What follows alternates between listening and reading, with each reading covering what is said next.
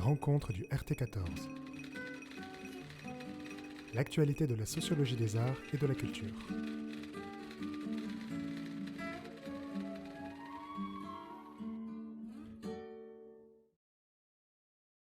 Bonjour, merci à toutes et à tous d'être venus aujourd'hui pour cette séance des rencontres du RT14, donc du réseau thématique Sociologie des arts et de la culture de l'Association française de sociologie.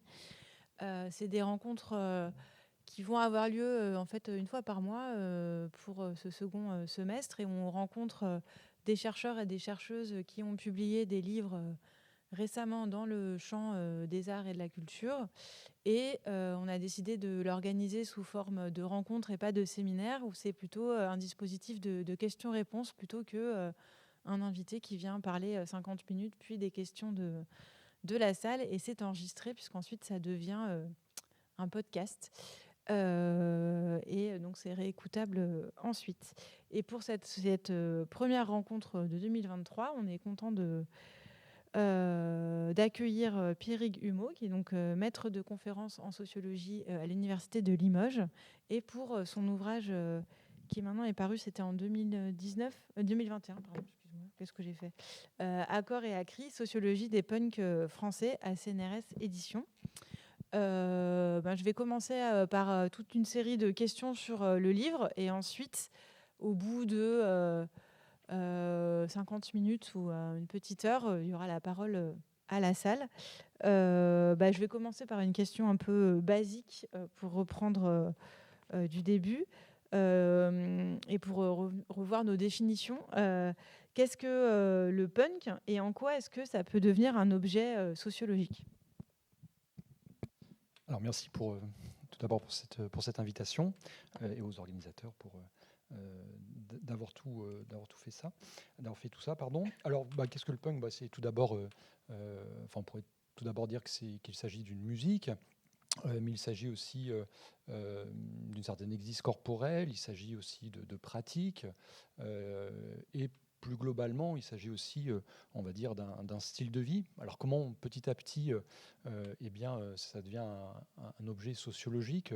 Alors je rappelle que lorsque j'avais commencé ma thèse, en fait, il y avait très très peu d'articles scientifiques. Ça se comptait sur les doigts d'une main. Il y avait par exemple Éric Brun, Samuel Etienne, Fabien Heine, même si c'était un petit peu plus tard, Denis Ferré, voilà, quelques-uns qui avaient commencé à travailler sur la scène punk, mais pas grand-chose, quoi. Voilà, vraiment pas grand-chose, contrairement par exemple aux collègues anglais qui avaient déjà bien travaillé dès les années 70-80 sur la musique punk, sur les bandes de jeunes, donc toute une série de travaux, alors qu'en France, il n'y avait pas grand-chose. Et petit à petit, alors dès la maîtrise, puis après le DEA, donc anciennement le Master 1 et le Master 2, j'avais commencé tranquillement à travailler sur le punk.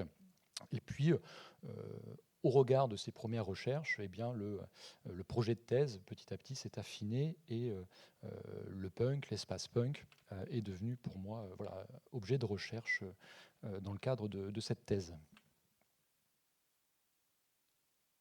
Désolée pour ce blanc. Et du coup, comment est-ce que tu as commencé à travailler dessus ? Parce que tu avais commencé déjà en maîtrise et en DEA sur le punk. Alors, comment est né ton intérêt pour cet objet Alors, l'intérêt scientifique pour cet objet, donc c'était ce que je viens de dire à l'instant, c'était donc en maîtrise. J'avais commencé à travailler sur les fanzines, donc c'est la contraction de Fanatic Magazine. Donc, ce sont des petits journaux d'expression libre, comme on peut retrouver dans le champ littéraire, dans la bande dessinée. Je commençais depuis quelques années aussi en tant que rédacteur dans un petit fanzine. Donc j'avais cette première expérience. Et puis, à l'époque, j'étais donc à Poitiers, au département de sociologie à Poitiers, et on avait la chance au Confort Moderne d'avoir une fanzinothèque, donc un lieu où une très très grande quantité de fanzines sont archivées, etc.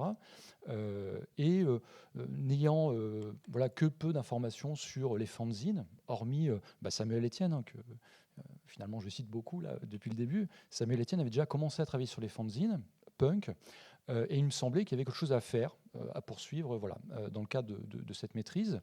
Et puis, comme les autres étudiants, j'essayais aussi à ma manière de me démarquer par rapport au choix de l'objet, hein, le fanzina voilà, m'intéressait. Et puis après, donc une fois que j'avais fait ma première petite enquête en maîtrise, eh bien, il me semblait que en DEA, il fallait faire autre chose et ne pas rester uniquement sur le fanzina.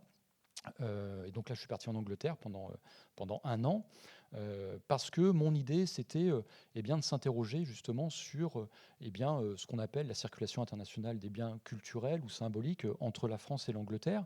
Et je voulais aller voir voilà, sur le terrain, concrètement, à Londres et un petit peu ailleurs, voir, rencontrer aussi des avant-gardes, ou ce qu'on peut appeler de cette manière, pour commencer à faire un terrain donc en Angleterre, et puis voir aussi en France voilà, comment ces échanges ont pu avoir lieu. Et puis petit à petit, le projet de thèse commençait à mûrir en fait, hein, notamment autour de la question de la circulation internationale des biens culturels et symboliques. Donc voilà un petit peu comment je suis rentré d'un point de vue sociologique par rapport à cet objet-là. Donc un attrait, oui, on va dire plutôt précoce, quoi, dès la maîtrise, quoi. Et aussi un des partis pris de l'ouvrage, où on voit, du coup, tu disais que le punk, c'était à la fois une musique, une existe, un style de vie. C'est justement d'étudier, et ce qui est pas encore fait très souvent pour des genres musicaux, d'étudier à la fois la production et la réception, d'étudier un espace musical comme un espace de style de vie, finalement. Et du coup, comment si tu peux revenir sur ce parti pris un peu théorique de l'ouvrage? Oui, alors il y avait effectivement l'ambition de s'intéresser aussi bien à l'espace de production qu'à l'espace de réception, parce qu'une des caractéristiques de l'espace punk, c'est justement la continuité, hein, ou la porosité, mais la continuité plus exactement, qui existe entre ces producteurs polyvalents, qui sont musiciens, collaborateurs dans les fanzines, dans les labels, organisateurs de concerts, euh, et donc les récepteurs.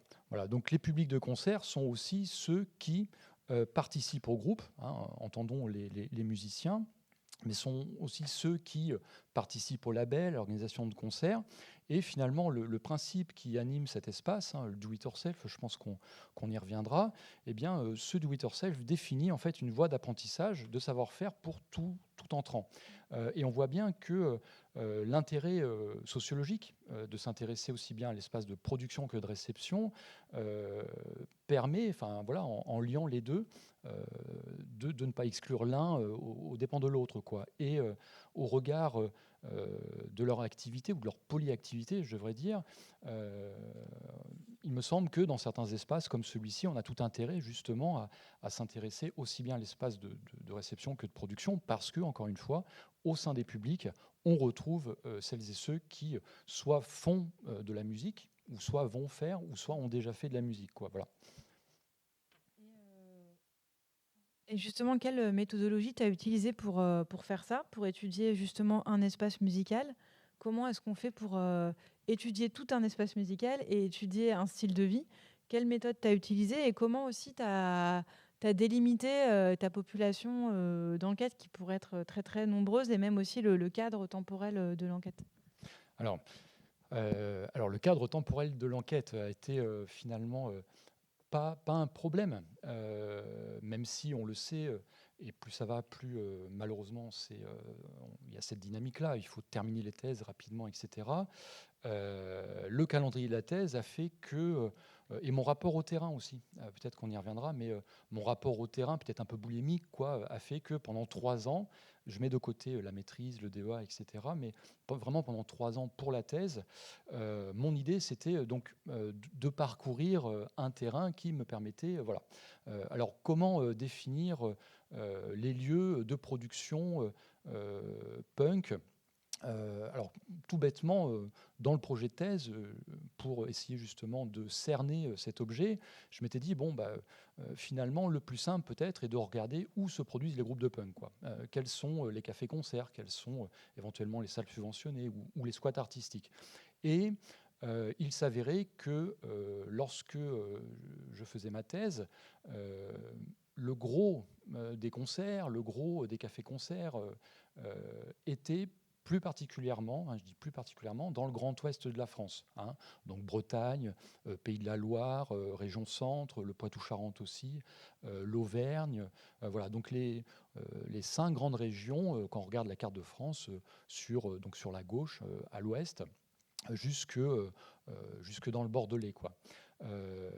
Alors bien évidemment, il y avait d'autres lieux, je pense à Dijon, je pense aussi à Lyon, Paris aussi par ailleurs, mais au regard de l'activité, il me semblait que cette région du Grand Ouest était particulièrement intéressante.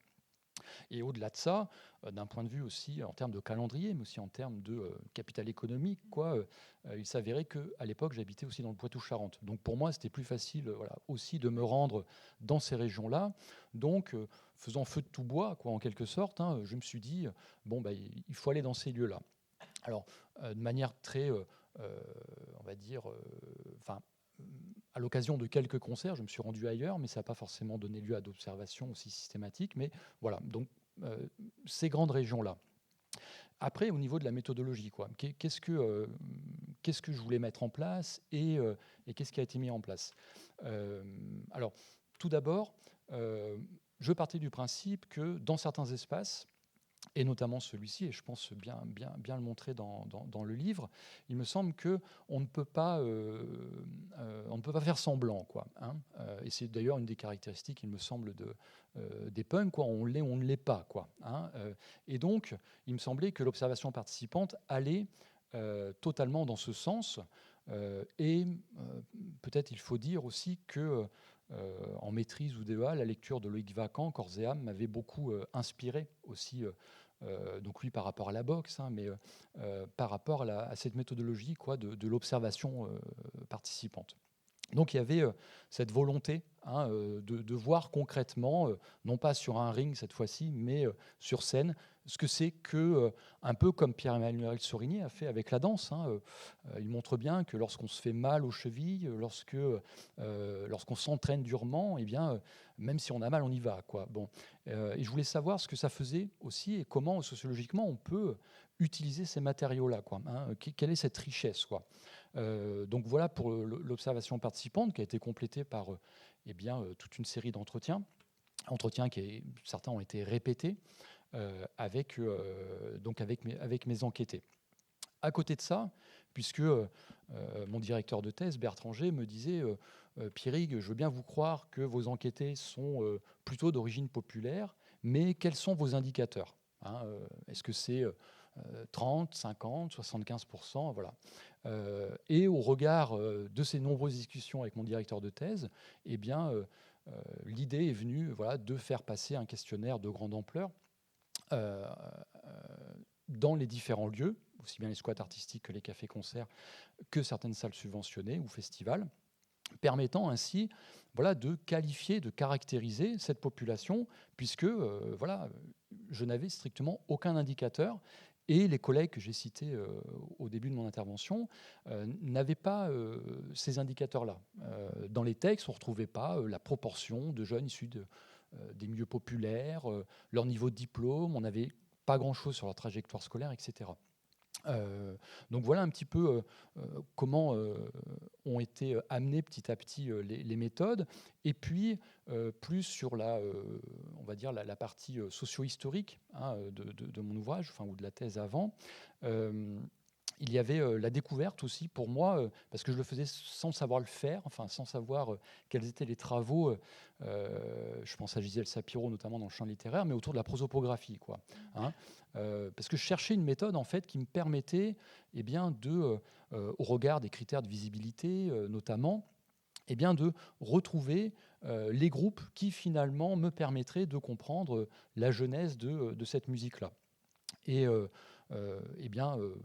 au regard, en lisant les biographies, en regardant les photos de concert, en regardant des archives, etc., petit à petit, systématiquement, j'ai utilisé la prosopographie. Et puis, alors j'essaie de faire le tour des différentes méthodos. Une série de photos. On prenait systématiquement des photos, aussi bien des publics que des groupes rencontrés, notamment pour Ensuite, j'ai beaucoup mobilisé ça pour travailler notamment sur l'exis corporel et les manières de s'habiller. Et puis, alors un dispositif que j'ai utilisé, mais qui est, force est de constater, plutôt actuellement encore, on va dire, au fond d'un tiroir, un dispositif vidéo où mon idée était, voilà, sur plusieurs concerts, dans un même lieu, en faisant varier les groupes, eh bien de filmer les soirées pour regarder un petit peu finalement comment les publics peuvent se déplacer. Alors, j'avais monté un gros dispositif, bon, je n'ai pas été au bout de l'analyse, mais à l'entrée, si vous voulez, j'avais fait passer des questionnaires, voilà, à mes enquêtés. Je notais un indicateur qui me permettait de retrouver la personne sur la vidéo. Donc c'était par exemple, je ne sais pas, pour prendre un exemple un peu caricatural, une crête rose, homme crête rose, bon. Et puis après, donc j'avais ses propriétés sociales, j'avais ce qu'il faisait, s'il était musicien ou pas, s'il était actif dans le milieu associatif, etc. ou pas. Bon. Et puis après, je le voyais en situation, quoi. Je voyais s'il était plutôt sur le devant enfin à côté de la scène, ou plutôt sur les extérieurs, s'il sortait, ce qu'il consommait éventuellement, etc. Voilà. Donc voilà un petit peu au niveau du terrain et de la méthode. Du coup, c'était un énorme. Tu as récolté vraiment beaucoup de matériaux pendant toute cette enquête. On aimerait bien savoir ce que ça devient, cette analyse des gens qui bougent en concert. Ça devrait devenir quelque chose.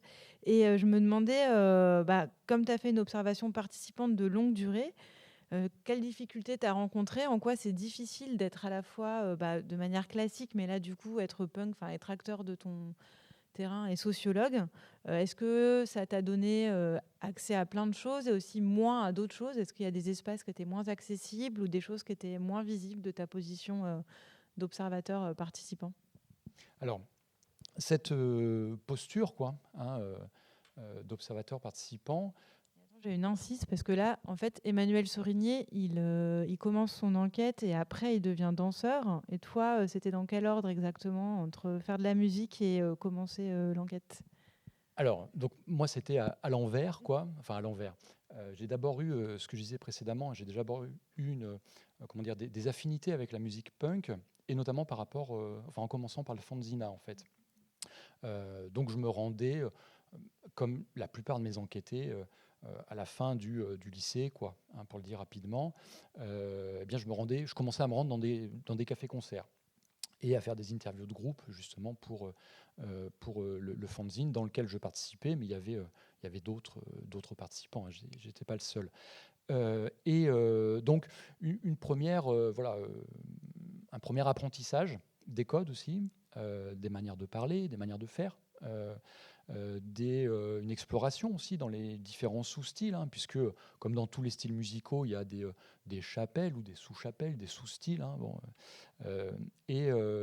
à partir de cette exploration-là, qui était purement amatrice, voilà, eh bien, petit à petit, grâce aussi à la sociologie, hein, puisque eh bien, en DUG, à l'époque, licence, voilà, on découvrait ce que c'était que de faire un entretien. Donc, une des caractéristiques du fanzine, c'était justement de faire de la retranscription intégrale des groupes. Voilà. Donc, de ce point de vue-là, ça permettait de rencontrer des groupes, etc. La pratique de l'instrument, la batterie, est venue qu'après, aux alentours je sais pas, de mes 20 ans à peu près, et de manière plus qu'amatrice, quoi. Enfin bon, peut-être je redirai deux mots. Alors, pour revenir à ta question, Muriel, quel intérêt, quoi, ou qu'est-ce que ça donne et pourquoi faire ça, ou quelles difficultés? Alors, ce qui est certain, c'est que le fait d'être reconnu comme étant un musicien, le fait d'être reconnu comme le batteur de tel groupe ou connaissant tel groupe, etc., plus particulièrement, il est clair qu'en montrant patte blanche, comme on dit, eh bien, ça m'a permis d'ouvrir certaines portes. Je pense notamment au squat artistique, par exemple. Parce que je fais l'hypothèse quand même que c'est bien parce que j'étais reconnu comme étant le batteur de tel groupe, ou connaissant telle personne, etc., de tel groupe, que, par exemple, je pouvais faire passer des questionnaires dans des squats. Donc voilà, ça me permettait d'être reconnu comme un des pairs. Et même sur les questionnaires, on sait que voilà, les questionnaires, finalement, il n'y a rien de plus scolaire que de répondre à un questionnaire. Et pour des personnes pour qui l'école, c'est pas forcément, voilà, les trajectoires n'ont pas été longues, etc. Ça a été violent pour la plupart d'entre eux. Leur faire passer un questionnaire comme ça, voilà, j'ai eu à l'occasion, voilà, quelques réflexions. T'es un flic, t'es qui, bon, voilà. Mais encore une fois, en montrant patte blanche et en étant reconnu voilà, en tant que musicien, ça a permis de récolter des matériaux comme les questionnaires, par exemple. Idem pour les entretiens, hein. Il me semble évident de dire que ça a facilité des prises de contact, ça a facilité voilà, les discussions aussi avec mes enquêtés, parce que bien voilà, j'étais reconnu comme un membre du groupe de pairs, et de ce point de vue-là, ça a été oui, une plus grande facilité. Alors par contre, en retour, j'ai envie de dire, c'est qu'une fois que tous les matériaux ont été collectés, au bout de ces 3 années de terrain, de longues discussions avec mon directeur de thèse sur quand est-ce que, Pierrick, vous arrêtez votre terrain pour commencer à écrire. Là, c'est sûr qu'il fallait faire un pas de côté, justement, entre bien une vie qui était, ou un style de vie qui était très proche de mes enquêtés, hein, concrètement, j'avais le même look. Donc même si à l'époque, voilà, j'étais à TER, à Poitiers, bon, c'est vrai que j'avais un look qui détonnait un petit peu par rapport à d'autres collègues, notamment parce que ça m'arrivait de revenir du terrain. Et puis, voilà, au niveau vestimentaire, j'avais pas beaucoup changé, quoi. Voilà, donc ça a eu des effets quand même sur moi, sur les manières, voilà, de me tenir aussi, je pense, à l'époque. Et lorsqu'il a fallu commencer à écrire et à objectiver mes matériaux, à mettre à distance, bon, etc., tout ça a pris un petit peu de temps quand même pour moi. Et donc, je pense que ça, c'est peut-être une des difficultés lorsque on fait de l'observation participante. Ça a été au moins une difficulté pour moi, c'est-à-dire réussir à faire un pas de côté et de dire, bon, voilà, maintenant, on arrête la collecte des matériaux et on essaye d'analyser tout ça. Et justement, le livre, il commence par revenir sur la naissance du mouvement de punk en Angleterre et en France. Et est-ce que c'était justement une manière de faire un pas de côté en revenant historiquement sur l'objet? Et du coup, quels sont les grands traits de la naissance de ce mouvement musical que tu as retenu pour l'analyse? Alors oui, peut-être que le fait de ne pas parler... j'essaye de me souvenir de la manière dont j'ai pu écrire cette partie. Est-ce que j'ai écrit ça avant je ne suis pas sûr, par exemple, d'avoir écrit la prosopographie en premier, loin de là. Parce que aussi, compte tenu des enjeux du doctorat, quoi, il faut communiquer, il faut participer au congrès de l'AFS, au RT14. J'ai eu l'occasion de le faire plusieurs fois, ou dans d'autres réseaux aussi. Mais ce que je veux dire par là, c'est que, par exemple, il y a des choses qui ont été travaillées, des matériaux qui ont été travaillés bien avant la prosopographie, quoi. Mais effectivement, lorsque j'ai commencé à retravailler cette partie socio-historique, que j'avais déjà beaucoup travaillé dans le cadre de mon DEA, il me semble que oui, ça m'a permis quand même de faire un pas de côté et d'objectiver peut-être davantage encore mes matériaux plus contemporains juste derrière. Alors, si on devait schématiser cette socio-histoire anglaise ou américaine, et puis après comment ça arrive en France, comment cette musique arrive, on pourrait dire que, alors schématiquement, hein, bien sûr, New York et Londres vont très clairement être les précurseurs, hein, alors de manière un peu différente. Et puis si on reste vraiment sur l'Angleterre, il y aura 2 pôles, quoi. Un pôle qui sera autour, plus spécifiquement autour des Sex Pistols, avec du No Future, de la provocation, Et puis donc un pôle plus populaire quand même, hein, parce que quand on regarde les origines sociales des musiciens des Sex Pistols, bon, c'est très clair, c'est très populaire, quoi, voilà. Et puis un autre pôle, les Clash et d'autres groupes avec eux, qui pour le coup sont plutôt d'origine classe moyenne, ou voire même un petit peu plus pour certains musiciens, et qui eux très vite vont avoir un autre type de discours, et notamment un discours plus politisé, et c'est eux qui vont principalement, avec Crass ensuite, qui vont mettre en avant le do-it-yourself, donc le fameux fais-le toi-même ou faites-le ensemble, peu importe. Et donc ceci dès la fin des années 70.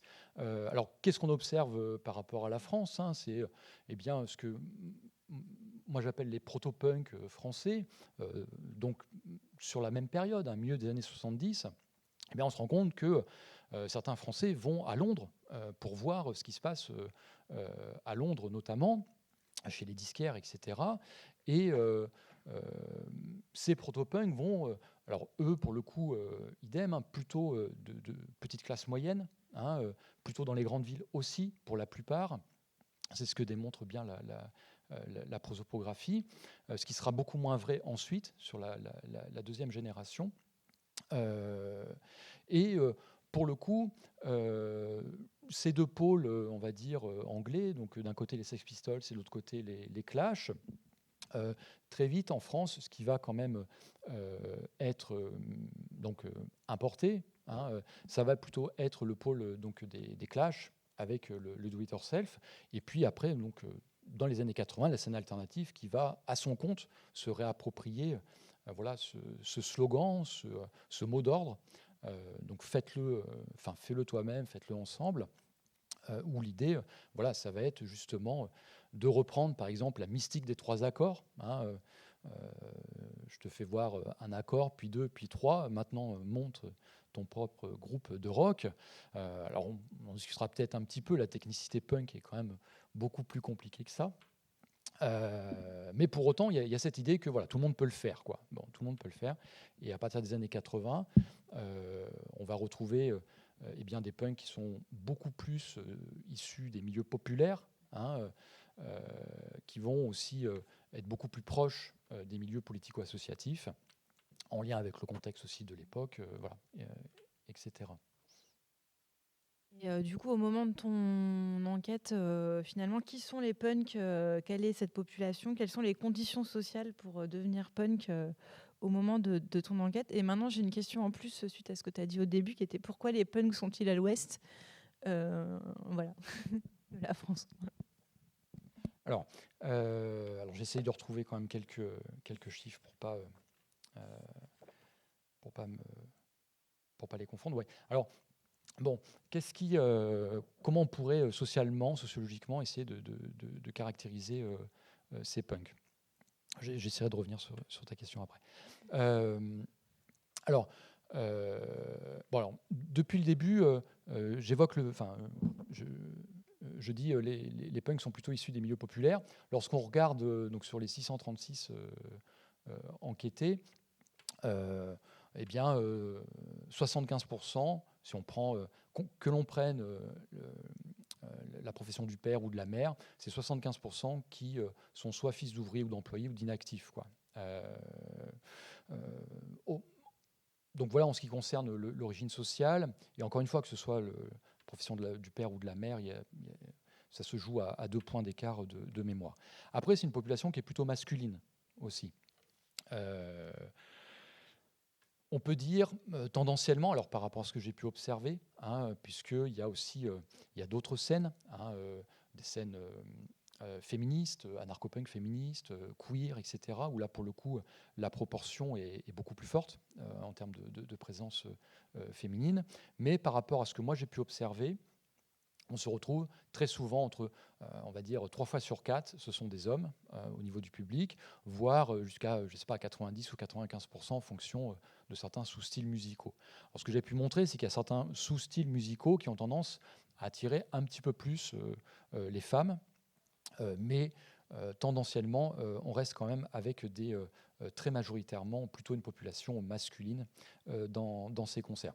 Donc une origine sociale donc plutôt populaire, plutôt masculines. Et puis, lorsqu'on regarde un petit peu les trajectoires scolaires de ces jeunes, pour beaucoup d'entre eux, alors c'était vrai déjà dans les analyses prosopographiques, on retrouvait ça, des trajectoires scolaires sinueuses, marquées par souvent les redoublements, certaines lacunes scolaires, mais plus exactement, alors c'est toujours compliqué d'interroger, alors peut-être des punks et peut-être d'autres, mais sur des enquêtés sur les lacunes scolaires, quoi. On a l'impression que finalement tout le monde est bon à l'école. Quand on interroge, ça allait, quoi. Bon, mais ça allait, c'est quoi? C'est bon. Et en croisant un petit peu les points de vue, parce que bien souvent les musiciens entre eux se connaissent, donc voire même étaient à l'école ensemble, on arrive à savoir un petit peu quand même où est-ce qu'ils en étaient. Et alors donc je dis pour certains d'entre eux des lacunes scolaires, mais surtout pour beaucoup d'entre eux un rapport à l'école qui était marqué, on va dire, par des stratégies d'évitement, des stratégies, voilà, on va sécher les cours, ça ne nous intéresse pas, pourquoi on reste là, on perd du temps, bon, etc. Et au regard de ces quelques indicateurs, et aussi finalement des diplômes qu'ils obtiennent à la fin de leur scolarisation, eh bien, on se rend compte que, et donc ça, pour moi, c'était un résultat important, c'est à fraction de classe équivalente, les punks sont moins diplômés que les autres de leur même génération, quoi. Voilà. Alors, comment on peut regarder ça? Alors, j'ai regardé par rapport au devenir, voilà, des fils ouvriers par rapport au lycée général, au bac général, mais aussi par rapport au lycée professionnel, par rapport au CAP, et on se rend compte que, voilà, parmi mes enquêtés, tendanciellement, il y a une sous-qualification par rapport aux autres jeunes de milieux populaires. La moyenne, moi, de mon échantillon par rapport au questionnaire, en termes d'âge, c'était 26 ans. Mais ce qu'il faut bien avoir en tête, c'est que en concert, les plus âgés pourraient être les parents des plus jeunes, quoi. Voilà. Parce qu'on y rentre dans cet espace relativement tôt, de manière précoce. Hein. Tout à l'heure, je disais fin des années au lycée, quoi, pour le dire globalement. On n'y rentre pas beaucoup plus tard, quoi. C'est vraiment accidentel que quelqu'un découvre en quelque sorte le punk à, je sais pas, 35 ou 40 ans. On y va avant, quoi. Voilà, donc une population plutôt jeune. Et aussi, très vite, une ancienneté de la pratique devenue en concert qui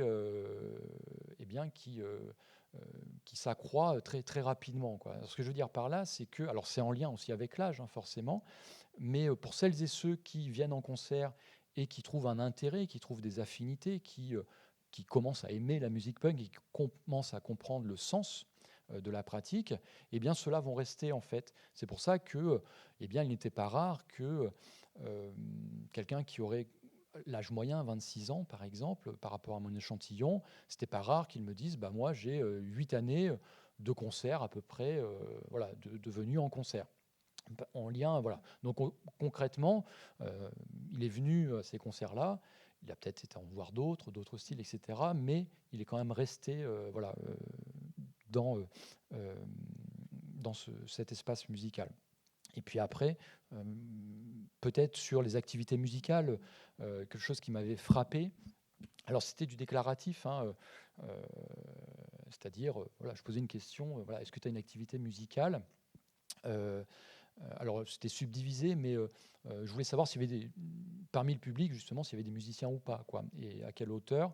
Et en fonction des lieux de concert, alors ça allait entre un tiers et un quart de ceux qui déclaraient une activité. Alors, soit activité présente ou passée. Hein, alors, ça peut être aussi une activité, individuelle. Hein. Oui, je joue de la guitare, je joue de la batterie, bon, etc. Je considérais que c'était un musicien, même si ce n'était pas dans des groupes reconnus ou je ne sais pas quoi. Donc, de mon point de vue, c'était assez intéressant parce que pour des jeunes issus des milieux populaires, avoir une activité musicale aussi intense, eh bien, voilà, ça me semblait être une des caractéristiques de cet espace. Et puis, idem par rapport aux activités militantes. Hein, quand on regarde ce qu'ils ont pu déclarer, au moment de la passation, donc sur les 636, voilà, 23% me déclaraient avoir des activités militantes. alors de type associative ou politico-associative, et 16% qui me disaient j'ai déjà eu des activités. Alors il y avait un petit peu de contrôle quand même derrière, puisque je demandais des précisions justement sur le type d'activité militante qu'ils avaient pu avoir.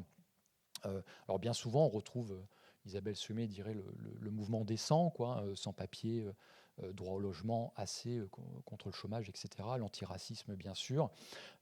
Et pour d'autres, les syndicats, la CNT, la CGT pour d'autres, bon, etc.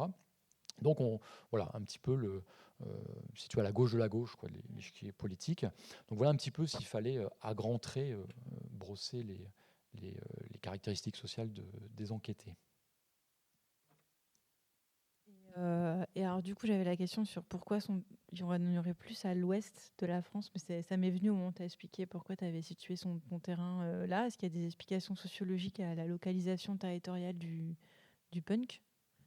Alors, C'était pas prévu dans la question. Ouais, c'est pas. Alors, ce qui est certain, c'est que la Bretagne, les Pays de la Loire, historiquement, hein, même quand on regarde les premiers groupes, quoi, dans ces régions-là, même au niveau des labels, etc., et des lieux de production aussi, j'y reviendrai juste après, historiquement, il y a toujours eu voilà, une espèce d'effervescence, une activité très forte dans ces régions-là. Peut-être en lien aussi avec le positionnement politique voilà, des municipalités notamment, parce que les lieux de concert posent forcément la question du rapport au territoire, quoi. Alors je réponds pas directement à la question, mais encore que si.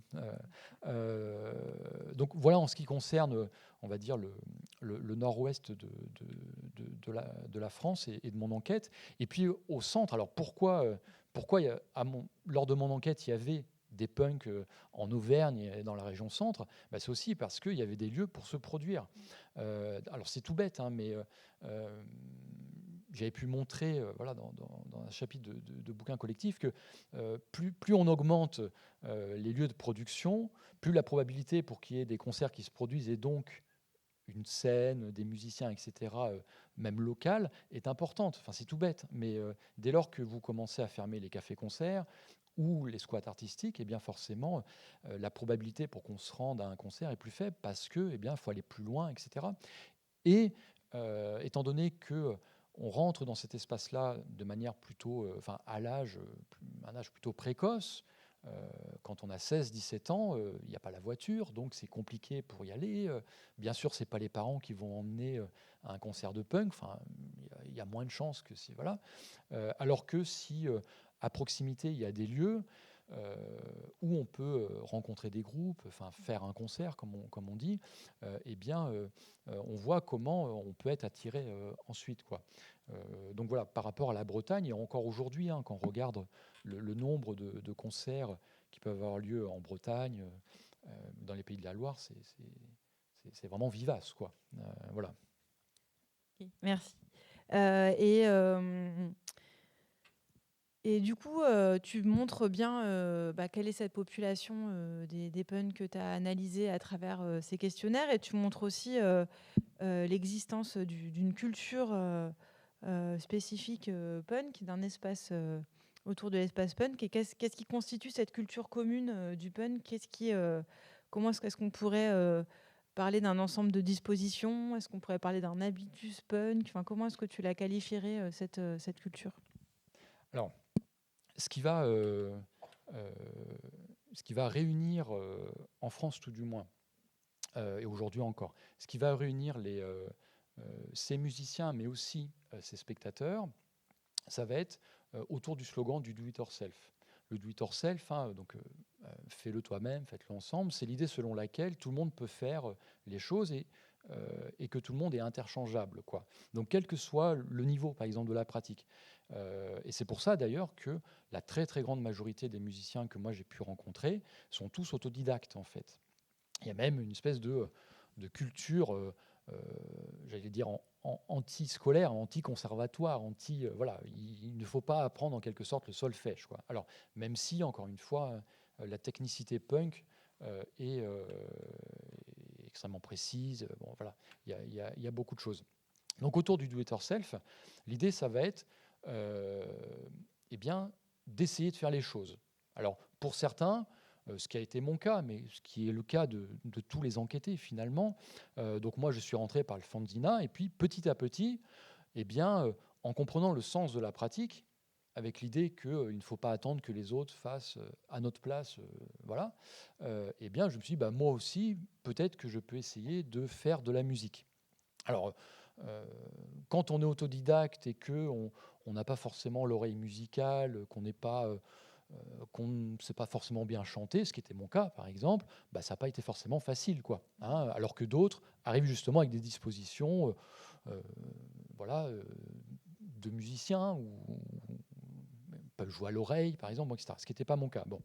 Alors, autour de cette idée de commencer à faire les choses, alors il est clair que, bien évidemment, si ça ne vous plaît pas, si ça ne vous intéresse pas, si vous ne comprenez pas le sens de la pratique, vous n'allez pas poursuivre dans ces apprentissages, etc.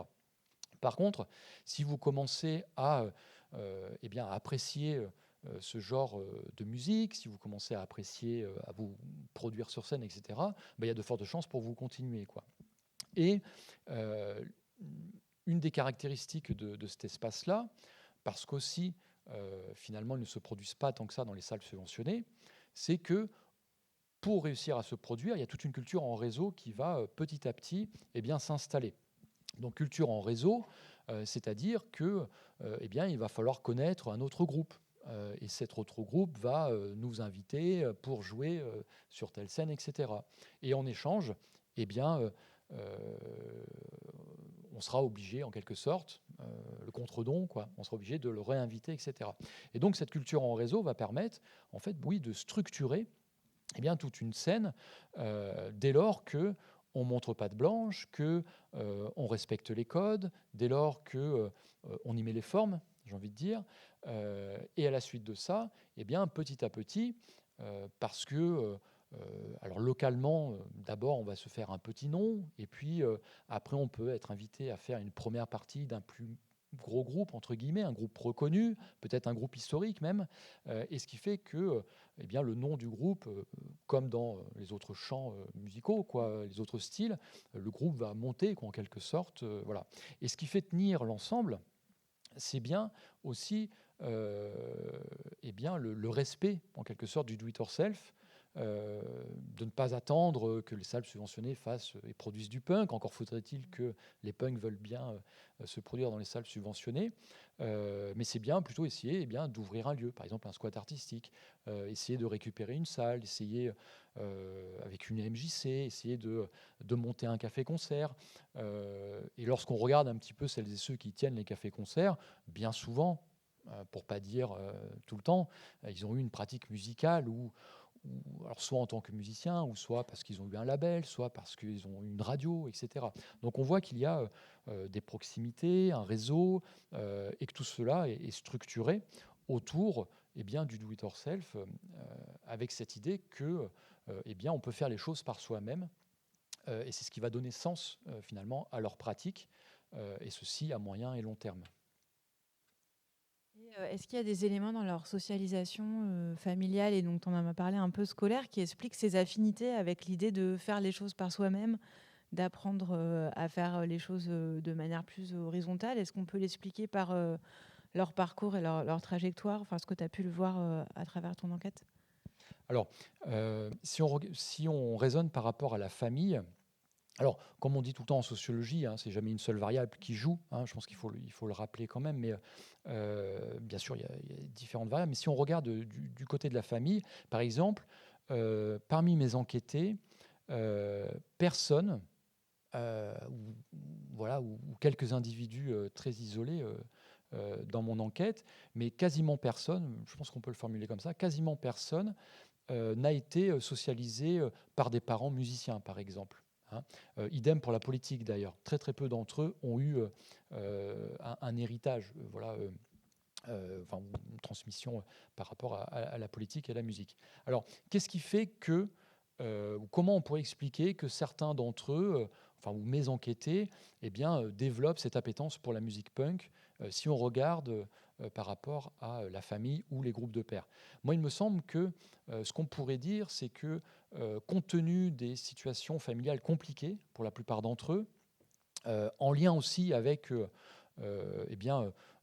tout simplement, l'évolution morphologique des classes populaires, avec des milieux populaires ou ouvriers qui vont travailler de plus en plus loin, des horaires de travail qui ne coïncident pas, avec le temps de présence du jeune à la maison, les séparations aussi. Parmi mes enquêtés, j'ai oublié de le dire tout à l'heure sur la description morphologique, mais pour beaucoup d'entre eux, c'était marqué par des divorces ou des situations compliquées, ou des placements aussi dans les familles d'accueil. Et ce que je retrouvais assez fréquemment dans les entretiens, c'était cette idée que, étant donné que dans la famille, ça ne se passait pas très bien, ou que les parents n'étaient pas présents au domicile familial, les copains, les pères, permettaient en quelque sorte, je reprends leur expression, de constituer comme une seconde famille, quoi.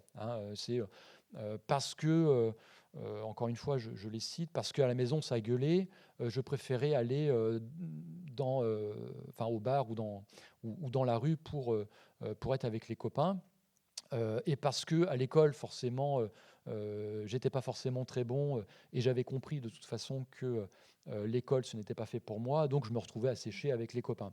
Et donc, il me semble que, oui, la socialisation opérée par les groupes de pairs est extrêmement efficiente pour comprendre finalement que ces jeunes-là ne veulent pas rester à la maison, par exemple, et ont plutôt envie d'aller au café-concert, éventuellement de traîner toute la nuit, pour refaire le monde aussi avec les copains, parce que à la maison, peut-être qu'il n'y a personne de toute façon, mais aussi ça ne se passe pas forcément très bien. Voilà, aussi parce que, notamment dans les familles monoparentales, j'ai en tête trois exemples comme ça d'enquêter. Très vite, des jeunes qui commencent à travailler, donc qui commencent à prendre leur autonomie aussi économique. Et forcément, autonomie économique, ça veut dire sortie, ça veut dire donc un peu moins présent, et ceci de manière, on va dire précoce, à 17 ans, à 18 ans, donc même pour un d'entre eux un peu plus tôt. Donc on voit que la famille est mise un petit peu à l'écart, la famille d'origine est mise un petit peu à l'écart, et par contre le groupe de pairs va être extrêmement valorisé avec cette idée de seconde famille. Ça fait écho à ce que disait Tristana Pimor, j'ai écorché son prénom, qui a fait un travail ethnographique sur les punks à chiens, donc sans domicile fixe pour beaucoup d'entre eux. Il parle aussi d'une seconde famille. Et je pense que pour mes enquêtés, pour les miens, même s'il y a un petit recouvrement sur la population, mais pour les miens, on pourrait dire un petit peu la même chose. Et du coup, tu as bien montré l'importance des sociabilités dans le fait d'être socialisé au punk. Est-ce que tu peux revenir un peu sur ces mécanismes d'incorporation, de socialisation à un style de vie? Parce que finalement, on apprend à faire soi-même, mais on fait soi-même comme d'autres. En fait, quand même, on fait soi-même, mais on va pas faire n'importe quelle musique. On fait soi-même, mais on va quand même s'habiller d'une certaine manière. Donc, comment ça se passe concrètement dans les interactions, ces modes de socialisation aux manières d'être punk?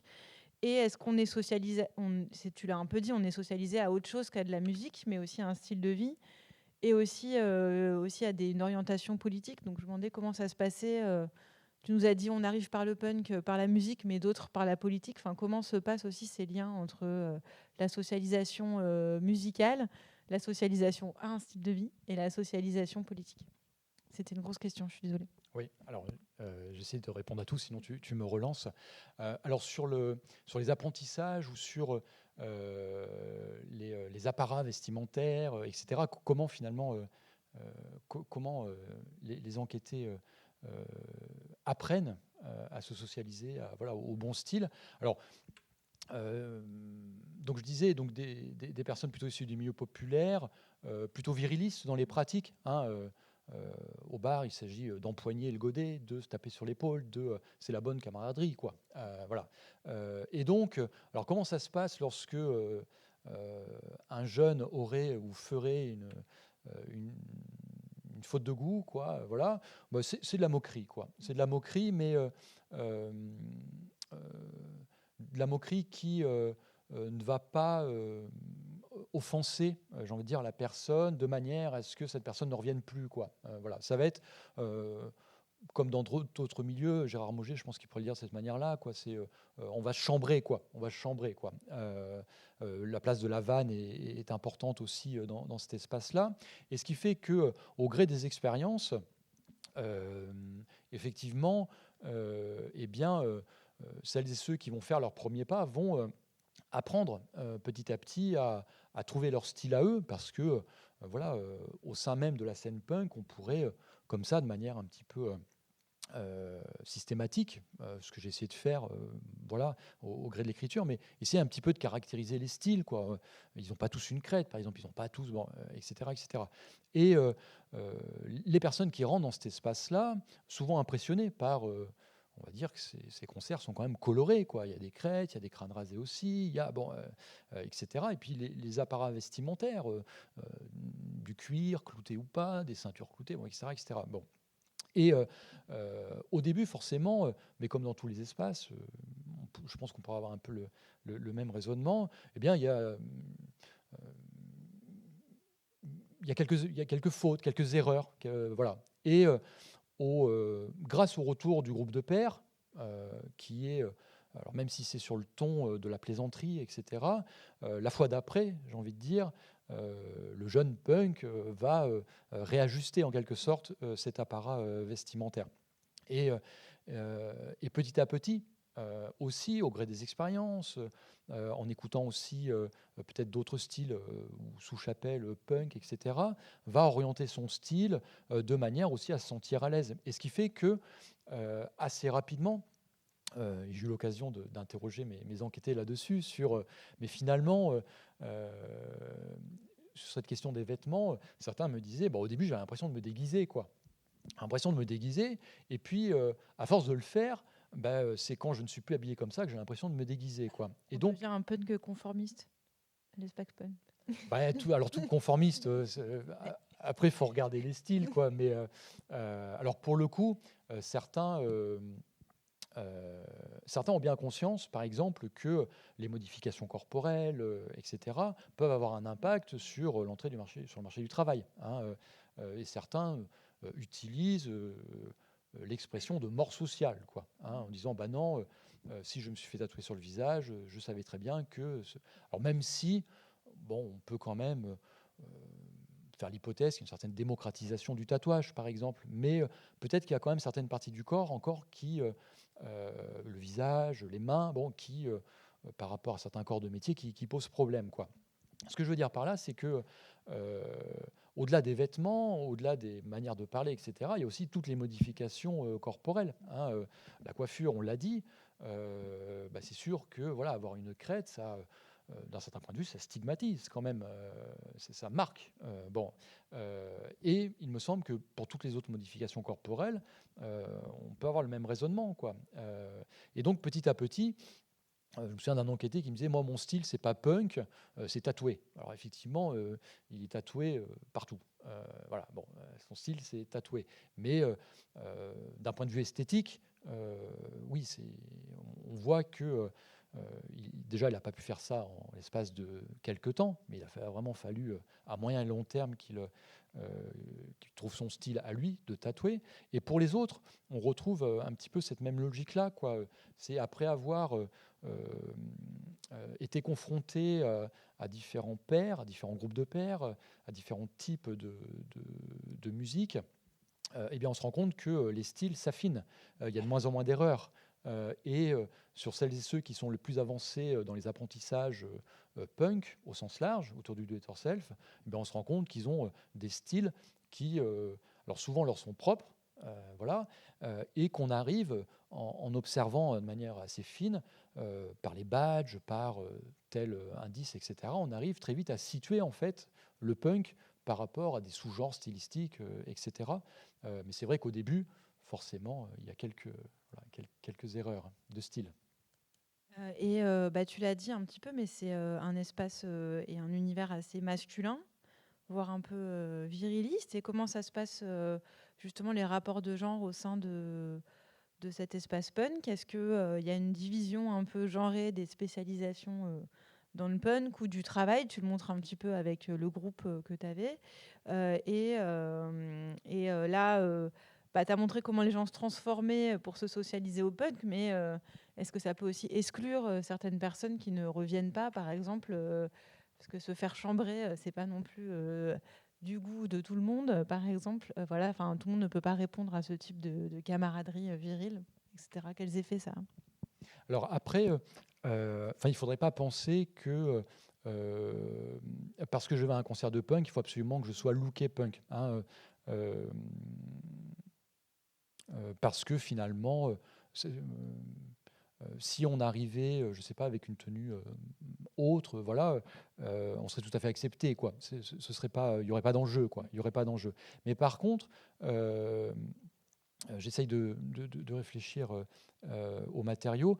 Par contre, dès lors qu'on est dans les groupes de pairs, même si on a son style à soi, on voit quand même qu'il y a une petite touche, quoi qu'il arrive, punk, pour les garçons comme pour les filles, quoi. Alors effectivement, comment expliquer aussi en partie que ce soit plutôt un univers d'hommes et où les femmes sont peu présentes? Il me semble que le côté viriliste, quand même, le langage, la manière de se saluer, bon, etc., tout ça fait que on peut penser que, effectivement, certaines femmes ne se sentent pas du tout à l'aise avec voilà, ce côté camaraderie, voilà, bon, ou l'euphorie, enfin, où l'alcool aide, voilà, à l'euphorie générale, quoi. Pour autant, ce qu'une de mes enquêtées me disait, c'était, enfin, un de mes enquêtés qui parlait d'une enquêtée, il disait, ah bah, dès que, on va l'appeler Léa, dès que Léa arrive, ça calme les hormones, quoi. Donc il y a le côté aussi, dans les groupes de pairs, dès lors qu'il y a la présence d'une femme, tout de suite un petit peu de se retenir, mais ce qu'on peut retrouver aussi par ailleurs dans les milieux populaires, voilà, on ne va pas blaguer de la même manière, etc. Et de toute façon, pour l'avoir observé plusieurs fois et fait remarquer aussi à certains de mes enquêtés, c'est sûr que le non-respect, puisque voilà, tout à l'heure je disais, les punks sont antifascistes, antiracistes et antisexistes, souvent ils se rappellent à l'ordre en quelque sorte en disant bah non, cette blague là c'est limite, bon voilà, et qui est la présence ou pas de femmes dans le groupe. Et alors, division du travail, certainement. Alors, dans notre cas, ça a été, c'était extrêmement présent. Mais ce que j'ai pu observer, c'était que, au niveau des instruments, par exemple, je ne parle pas des groupes exclusivement féminins, mais lorsqu'il y avait une femme présente dans les groupes, elle était plutôt bassiste, par exemple, et plutôt à faire des chœurs que être guitariste ou avoir le chant principal. Donc, voilà, en termes de rapport de domination, on peut quand même faire l'hypothèse que bon, voilà, les hommes sont un peu plus sur le devant de la scène, même si, encore une fois, hein, il y a une scène anarcho-punk et féministe qui est où là, on retrouve des groupes de filles, etc., enfin de jeunes femmes, et qui sont vraiment sur le devant de la scène et qui, voilà. Et une des caractéristiques, moi, je pense, hein, d'un des groupes dans lesquels j'ai pu jouer, ça a été justement la présence d'une femme dans le groupe. Et voilà, si mes capacités musicales étaient pas terribles, voilà, je n'étais pas un super batteur, loin de là, il est clair que ce qui mettait en avant le groupe, c'est justement le fait, dans ce groupe-là, qu'il y ait une femme qui soit forte, voilà, qui chante bien du point de vue voilà, des membres du public, etc., qui tiennent un discours, etc., etc. Et pour le coup, oui, cette caractéristique du groupe, je pense, a largement mis en avant le groupe parce que justement aussi, voilà, il y avait inconsciemment certainement, voilà, mais la volonté aussi de mettre en avant des groupes un peu différents et notamment avec la présence d'une femme dans le groupe, avec un chant différent, etc. Et du coup, pour revenir sur la dimension de politisation par la pratique, comme tu répétais qu'ils étaient plutôt antifascistes et antiracistes, est-ce que tu peux revenir sur ça? Comment ça se passe à travers la socialisation punk? Il y a aussi une socialisation politique qui s'opère à travers les groupes. Ouais, alors, contrairement à d'autres espaces, et contrairement par exemple à des étudiants qui rencontrent les milieux associatifs, etc., en bifurquant au gré des études, dans le cadre de cette recherche, j'ai bien montré qu'en fait, mes enquêtés eh bien, se socialisaient politiquement grâce à la musique. Lorsqu'on regarde un petit peu, et au cours des entretiens, ça ressortait très fréquemment, ils disent systématiquement, c'est par la musique que j'ai commencé à m'intéresser à la politique. Alors pourquoi? Parce que d'une part, déjà, la quasi-totalité des groupes de punk indépendants aujourd'hui, en France, chantent en français, avec des textes politisés. Et entre les morceaux, qu'est-ce qui se dit? Eh bien maintenant, nous allons faire, je ne sais pas, un morceau contre la mondialisation, nous allons, etc., contre le gouvernement, etc. Donc un discours très proche d'une assemblée générale, voilà. Et idem, sur les tables de presse, qu'est-ce qu'on retrouve? On retrouve des tracts politiques, etc. Et donc, pour la très grande majorité de mes enquêtés, leur attrait, leur intérêt, leur affinité pour la politique s'est développé après donc leur affinité par rapport à la musique punk.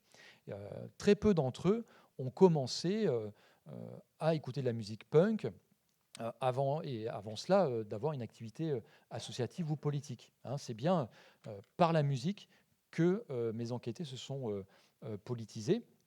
Et ce qui fait que sociologiquement, moi je trouve ça intéressant qu'il y ait un autre média, quoi, en quelque sorte, la musique, hein, qui va attirer des jeunes petit à petit, ou des moins jeunes, et ensuite se politiser. Quoi. C'est pas, voilà, on ne serait pas comme par rapport à un syndicat, par exemple, ou à un parti politique. Mais on voit que c'est avant tout, voilà, par la musique.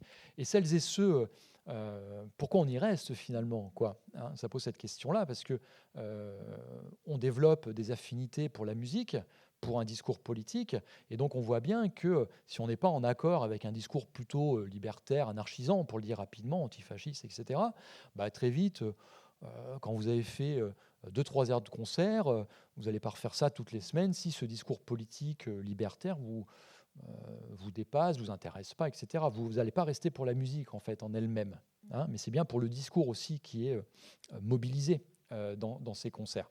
Sachant que, encore une fois, entre les morceaux, les discours sont extrêmement politisés des musiciens pour annoncer le futur morceau, etc.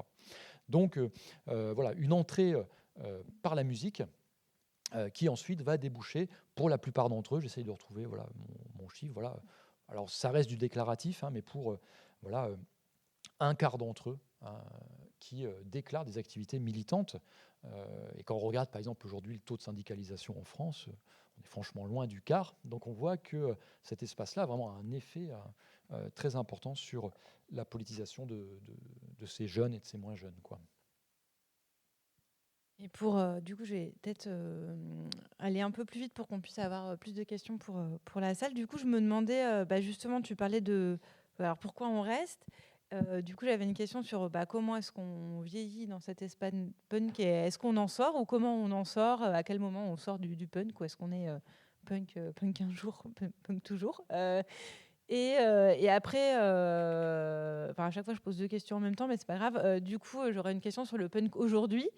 Est-ce que le punk, ça continue sous d'autres formes, et peut-être en question subsidiaire? Est-ce que justement, tu as parlé de l'importance des réseaux et des fanzines et des réseaux de concerts pour construire la culture punk? Est-ce que maintenant, il y a un rôle du numérique, par exemple, des réseaux sociaux ou d'autres espaces de diffusion de la musique pour construire cette culture commune et un espace punk? Désolée, j'ai encore 24 questions à travers une seule question. Alors, est-ce que comment on y vieillit, hein, première question. Alors, comment on y vieillit alors, bon, tu l'as dit, hein, punk un jour, punk toujours, de manière ironique. Alors, c'est pas totalement faux pour beaucoup d'entre eux, en fait.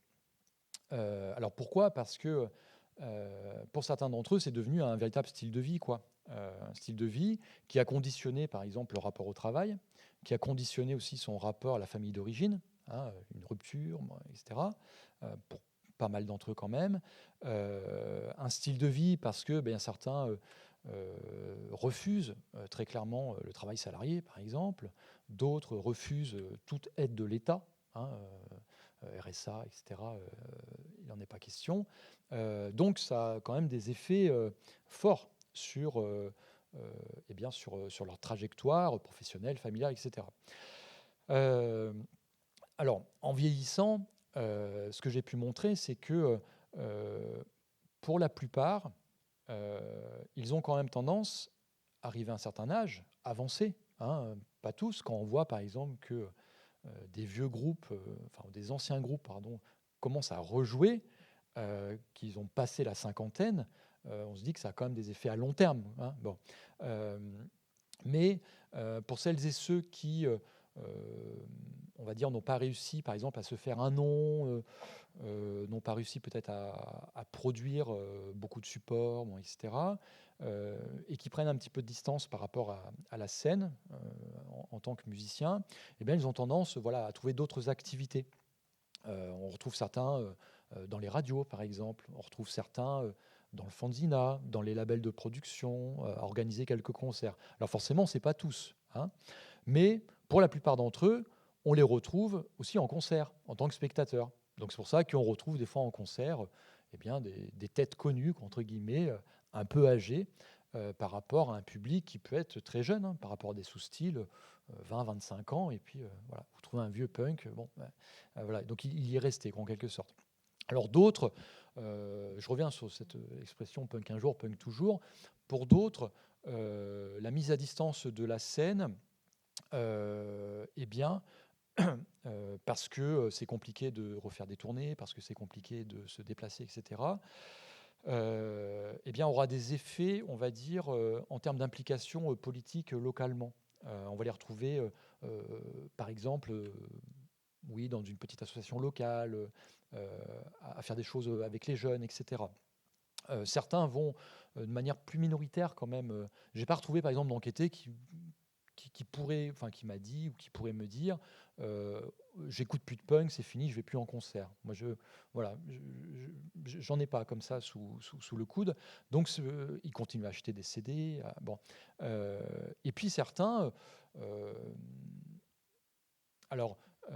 qui peut-être n'ont pas eu les mêmes expériences et pour qui ça n'a pas pris la même teneur aussi en termes de style de vie. Peut-être qui ont poursuivi les études aussi, qui ont pu, on va dire, mieux renégocier leur diplôme sur le marché du travail. Certains d'entre eux sont un peu rentrés dans le rang, mais quand on regarde les trajectoires, c'est ce que j'ai essayé de faire entre la thèse et le livre, hein, c'est-à-dire le suivi longitudinal de mes enquêtés. J'ai un exemple en tête.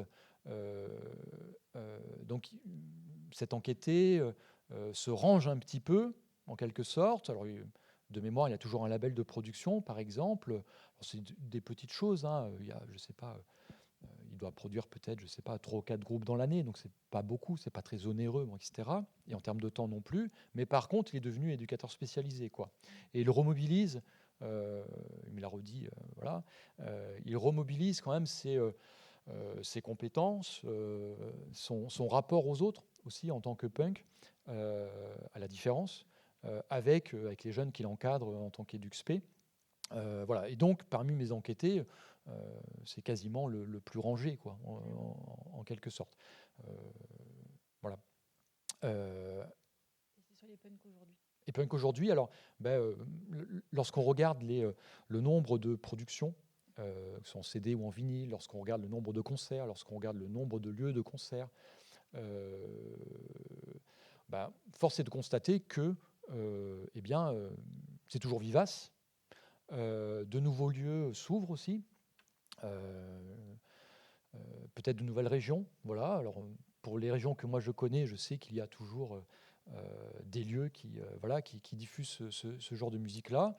Il y a toujours des jeunes aussi qui commencent à s'intéresser à cette musique-là, et donc qui se rendent en concert. Alors effectivement, hein, avec le numérique, il y a certaines choses qui se jouent, notamment au niveau de la publicité, au niveau même de pour enregistrer une démo ou un album, c'est beaucoup plus facile avec le numérique depuis le début des années 2000, quoi, même de faire passer les informations. Donc forcément que ça a un impact sur les manières de faire. Mais après, quand on regarde un petit peu les productions au niveau de l'esthétisme, etc., on se rend compte que les labels essayent quand même toujours, par exemple, de faire des vinyles avec de superbes pochettes, de mettre des livrets dedans. Pareil pour tout ce qui est support, quel qu'il soit. Pareil pour le fanzina, etc. Même si on peut trouver des versions numériques, il y a quand même, comme dans d'autres styles musicaux, je pense au jazz, mais au rock, c'est exactement pareil, il y a quand même l'attirance pour le support, alors papier pour le Fondina, mais aussi du vinyle. Qu'est-ce que c'est qu'un disque bien fait, quoi, hein, et voilà, alors peut-être pour celles et ceux qui sont plus avancés dans les apprentissages punk, et quand on regarde, certains ont véritablement une discographie, c'est vraiment impressionnant, quoi, hein, ce sont des murs entiers, rangés, comme on pourrait ranger une bibliothèque, quoi, voilà, avec ses auteurs ou ses artistes préférés, etc., mis en avant, et de véritables collections, quoi. Donc voilà, le numérique redouble en quelque sorte cet attrait pour l'objet, quoi, le fétichisme de l'objet aussi. Voilà. Merci. Comme j'ai déjà beaucoup posé de questions, je vais ouvrir la parole à la salle. On va devoir... je vous aborde le micro. Je vais le faire, ça, comme ça. Hop. Faire un peu présentatrice. Merci beaucoup. Merci beaucoup pour cette présentation, Monsieur Humeau. Je remercie aussi les organisateurs et les organisatrices d'avoir mis en place ce séminaire, je crois qu'on peut dire ça, ouais. Et de pouvoir discuter de ces résultats de recherche, car je viens aussi de soutenir ma thèse qui porte sur une scène punk assez équivalente, que l'on pourrait qualifier de DIY, et ce à moins de plus de 10 ans d'écart. Donc du coup, je me permets de saisir cette rencontre comme d'une occasion importante pour discuter de résultats respectifs, car il faut bien le dire, elles sont plutôt rares ces occasions de discussion critique, et je trouve ça bien dommage. Alors, je ne sais pas si je peux prendre un peu de temps, du coup, j'ai préparé toute une argumentation, et je pense que c'est important quand même de pouvoir discuter de travaux de recherche respectifs tout de même. Oui. Ça sera moins de 18h, il y a pas de souci. Ouais. Je vous remercie. Merci beaucoup. Voilà, cet événement est d'autant plus important car nos résultats diffèrent sur bien des points, du coup. Ouais. Et je vais me présenter, vous inquiétez pas. Alors, je m'appelle Manuel Roux. J'ai soutenu ma thèse en juin dernier. Alors d'abord, pour quand même dire, je suis acteur de la scène depuis environ 2010, notamment dans le groupe PAST. En tant que guitariste-chanteur, je me suis occupé du booking, notamment du groupe, c'est important de le dire. On a fait une dizaine de tournées à travers l'Europe, la France, donc surtout beaucoup la France, et une dizaine de pays européens. Donc je pense avoir une bonne représentation de ce qui se passe un petit peu dans la scène, en tant qu'acteur du moins. Et notamment, j'ai beaucoup tourné dans les réseaux d'e-squat punk, même si on pourrait bien remettre en question, à mon avis, cette catégorie-là. Souvent, les squats sont conventionnés ou on sont en bisbille avec les mairies, tout ça. Donc, ça s'appelle squat, ça s'affiche squat, mais ça n'en est pas forcément. Mais ça serait peut-être un autre point de discussion, c'est pas forcément le plus important. Donc, j'ai soutenu du coup ma thèse en juin dernier. Elle a été co-dirigée par Luc Robben et Solveig Serre du projet PIN, Punk is not dead. Voilà, donc en sciences de l'éducation à Bordeaux. Donc voilà, j'ai entièrement autofinancé, donc full DIY. Alors moi, j'ai pas pris la même approche du coup. J'ai plutôt interrogé 30 personnes sur le long cours, quotidiennement, avec plusieurs types de données. J'ai aussi pas mal interrogé du coup des personnes hors de la scène aussi, professionnels, directeurs de salle et ludrac. J'ai construit mon objet autour du paradoxe de la réussite du coup. Et voilà, contrairement à votre livre du coup, Et devant le caractère très pluriel et kaléidoscopique des scènes punk, il m'est apparu, pour ma part, plus judicieux de borner soigneusement mon champ d'observation pour éviter tout élan de généralisation abusive. Donc voilà, je suis aussi membre du projet PIN, Punk is not dead, qui a été cofondé par un historien et une musicologue, donc Luc Robben et Solvexer, qui étaient mes co-porteurs qui étaient mes co-directeurs de thèse du coup. Voilà, ces personnes-là, il faut le dire quand même, de ce projet de recherche en entier, qui est assez gros quand même, qui a eu une ANR, on produit depuis 8 ans une documentation très importante et sinon incontournable, consacrée à l'histoire et la périodisation du punk en France. Si l'on considère que bien sûr le travail de recherche ne peut se départir de cette dimension cumulative. Alors, pour les points abordés là où du coup, je tiens quand même à dire que j'ai été assez impressionné par vos travaux sur le côté, parce que je vais me concentrer pas mal sur les points de désaccord, mais j'ai été assez impressionné.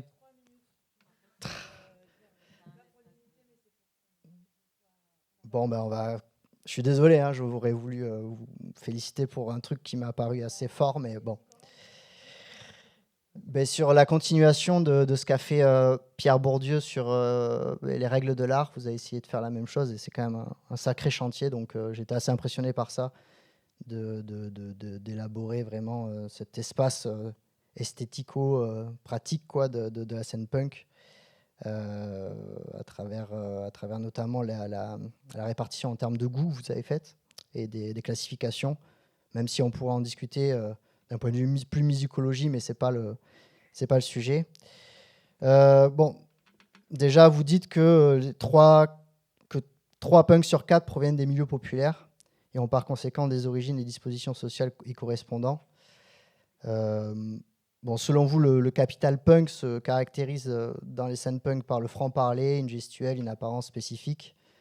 Bon, en réalité, cette analyse ne fait pas, selon moi, cas de l'hétérogénéité des profils sociologiques, puisqu'elle englobe d'emblée les punks sous l'archétype de jeunes en rébellion contre l'ordre établi. Ces personnes seraient le produit de carrières scolaires sinueuses en tension avec le cercle familial, l'école, tout ça. Pourtant, bon, il y a nombre de travaux aujourd'hui, notamment Andy Bennett, Caroline Kergariou pour les Français. Je ne parle même pas des personnes du projet PIN, les miens notamment aussi. Simon Fries aussi, qui contredisent plutôt ce constat-là. Parmi moi, mes enquêtés composant mon panel principal, tous ont obtenu au minimum le baccalauréat. 10 d'entre eux n'ont pas obtenu le diplôme dans le supérieur, mais 10 autres ont un niveau Bac plus 3, 6 un Master 2 et 1 doctorat, en sociaux d'ailleurs. Bon, alors vous parlez effectivement de trajectoire sinueuse, etc. Alors pour moi, au contraire, les parents ont été une ressource quand même assez importante, quoi. Et notamment dans la construction du goût. Bon, ce que pourrait être interprété par certains chercheurs comme le signe de comportement scolaire, comme vous le faites, débouchant sur des carrières scolaires sinueuses, il me semble que l'apport des sciences de l'éducation peut se révéler d'un certain recours pour expliquer ces cas de figure, d'autant que ceci concerne directement le cadre scolaire et des questions de sensibilité au contrat didactique. Il rappelle notamment ces travaux que la transgression du cadre didactique au travers de la relation d'enseignement est au principe même de toute forme d'enseignement. Transgression et violation intentionnelle d'un interdit sont donc à distinguer. Il serait d'ailleurs à travers la transgression au cadre didactique que se situerait précisément l'espace de création. Bon, voilà, en effet, pour contourner, il faut connaître les règles. Et il me semble que l'observation, c'est il aurait fallu observer en fait à l'école directement ce qui s'est passé, quoi. Comment expliquer du coup ce décalage ? Je propose un élément du coup méthodologique important selon moi qui n'épuise pas la question. Dans un monde musical où la concurrence pour la posture légitime passe par la construction de l'authenticité punk et devient l'enjeu de reconnaissance ou d'exclusion sociale, revendiquer des origines populaires peut s'inscrire dans une logique de précarité assumée, une précarité certificative en quelque sorte, bienvenue, puisque correspondant à une forme de l'éthos punk DIY qui voit dans l'engagement artistique désintéressé, c'est-à-dire dans le fait de se sentir à l'écart de tout projet capitalisant sur les revenus artistiques et de toute réussite sociale s'adossant à la carrière artistique, l'idéal de la réussite punk.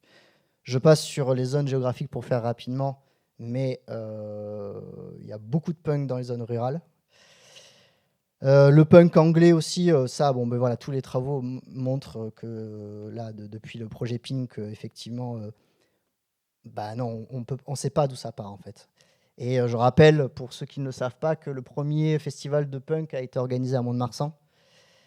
Bon, juste pour une référence, le travail de Christophe Pécou sur Bye Bye Turbin montre bien les liens qu'il y a eu avec l'Angleterre et aussi la manière dont les Anglais étaient très intéressés par les productions françaises aussi, quoi. Je pense que ça s'explique parce que aussi la France, à cause de l'état du champ scientifique à ce moment-là, on a pris du retard par rapport aux productions forcément anglaises en termes scientifiques, et que du coup, forcément, je pense que ça explique en grande partie pourquoi effectivement ils ont pu imposer ça, quoi, imposer leurs travaux et leur vision des choses. Ensuite, vous dites adopter une approche totale de la scène punk française. Il me semble au contraire que vous traitez d'un segment limité du punk contemporain sans en délimiter les contours géographiques. Je pense que vous ne parlez pas du tout de la scène scrimo. C'est quand même les groupes comme Gantz, Amanda Woodward, Daitro. Enfin bon, il y en a tout un paquet qui avaient déjà une reconnaissance internationale au moment où vous avez fait votre recherche. Pour moi, voilà, vous en traitez pas. Ça ne rentre pas dans vos systèmes de classification, ce style de musique-là, et je trouve ça dommage, toute la scène émo, etc. Bon, vous parlez de protopunk aussi, bon, effectivement, ça pose problème, parce que ça relève, selon moi, d'une conceptualisation téléologique qui participe, en mon sens, d'une confusion historique. Elle sous-tendrait tout d'abord que la seconde génération punk serait la forme aboutie, je vais presque terminer, de ce qui relèverait désormais de l'espace punk sans considérer les particularités d'une première génération. Cette catégorisation contribue également à l'essentialisation d'une identité punk comme catégorie en soi. Il me semble plutôt que vous parlez plutôt d'une sociologie de la scène punk dans l'ouest de la France au cœur des années 2000, et non celle de la scène punk entière, du coup. Bon, rapide point sur politico-musical. Il me semble que quand on prend la terminologie de Bourdieu sur les chants politico-musical, ça n'a pas trop de sens, en mon sens. Il faut choisir entre politique et musique. Ils font bien partie du champ musical, il me semble. Et le streaming, et là on pourra en discuter à un bon moment, mais a tranché, à mon avis, cette question-là. Tous et toutes, là, aujourd'hui, hein, ils sont sur les plateformes de streaming, quoi. Donc on parle bien de production musicale, et enfin je termine là-dessus, parce que j'aurais beaucoup de choses à dire que j'ai déjà notées, mais vous passez effectivement sur France Culture, je vous ai écouté, en utilisant des critères esthétiques attendus par la radio, mais dans lesquels les punks d'autres scènes ne se sentent pas appartenir. Parler de treillis, de crêtes, etc. Moi, dans mon terrain, j'ai pu observer un trouble identitaire du fait de la réactivation de clichés par la construction d'une nostalgie punk à laquelle vous semblez participer. On arrive du coup à un paradoxe où des individus disent appartenir à une scène punk tout en se disant pas punk, puisqu'ils activent les mêmes catégories dominantes que vous employez, et en se disant moi je peux pas être punk, alors si les punks c'est des gens qui ont des carrières scolaires sinueuses, qui ressemblent à ça, et qui voilà sont comment dire, ne me ressemblent pas, quoi. Et je trouve que ça c'est un gros problème par contre, parce qu'effectivement il y a une jeune génération dont je crois que je fais partie, moins jeune aujourd'hui peut-être, mais qui quand même est en demande, effectivement, même s'ils ne le diraient pas comme ça, de formes de reconnaissance qui leur permettraient de pouvoir peut-être vivre de leur production aujourd'hui. Et il s'agirait au moins de les reconnaître, quoi. Moi, je pense au groupe, par exemple, Birds in Row, qui a dû tourner 150, 200 dates à l'année. Vous n'en parlez pas dans votre livre, hein. C'est dommage d'ailleurs, parce que c'est une grosse tête d'affiche, je dirais, aujourd'hui. Mais qui a tourné partout, qui a fait 150 dates à l'année, 200 dates partout dans le monde, et qui ont zéro reconnaissance aujourd'hui. C'est intéressant, par contre, interroger effectivement les liens avec l'institutionnalisation des musiques actuelles et de comment on peut y entrer ou pas d'ailleurs. Donc voilà, je vous remercie beaucoup encore une fois. Eh ben, alors du coup, je vais d'abord donner la parole à Pierry, puisqu'il va y avoir pour peut-être répondre à une partie de ces remarques et continuer le débat. J'ai l'impression que c'est aussi fondé sur le fait que vous n'avez pas fait votre enquête au même moment ni dans les mêmes espaces et sur, enfin voilà, qu'est-ce que ça a fait à la différence, enfin à vos différences de résultats. Et je vais te laisser la parole, Pierry. Oui, bon, alors, écoutez, je vais répondre alors en y mettant les formes, quoi. Hein.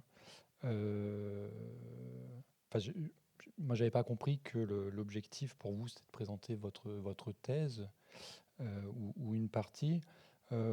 Alors, première remarque, en y mettant les formes, hein, toujours.